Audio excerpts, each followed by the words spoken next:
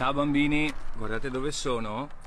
Devo chiedervi scusa prima di tutto perché mi sono perso con tante robe stamattina e non mi sono connesso con la Zoom call all'ora che era prevista. Perdonatemi, sono un banana. Sono uno dei componenti di questo nuovo pellegrinaggio che assieme a Don Eddie nel nostro cuore ci porterà sulle strade del Friuli, del Trentino e del Veneto.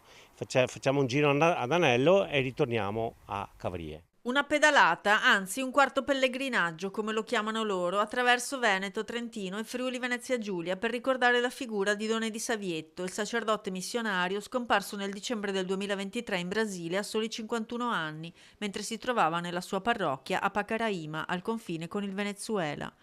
Un uomo che amava i bambini e la bicicletta e così gli amici della bici di Cavrie pedaleranno per ricordarlo e raccogliere fondi per la scuola dell'infanzia Baronessa Cattani. Partenza il 9 giugno davanti alla scuola con i bambini e ritorno il 13 con una grande festa finale a cui tutta la cittadinanza è invitata. Insieme a Luigi, Augusto, Pino, Mauro, Franco e Luca pedaleranno anche Edi e i bambini della materna. Non stiamo solo macinando chilometri tra queste nostre splendide montagne e vallate, ma ogni nostro passo ha un peso, un valore e uno scopo ben preciso, quello di sostenere e aiutare la scuola materna dell'infanzia di Cavrie. La scuola dell'infanzia non è semplicemente un edificio, ma una vera e propria seconda casa.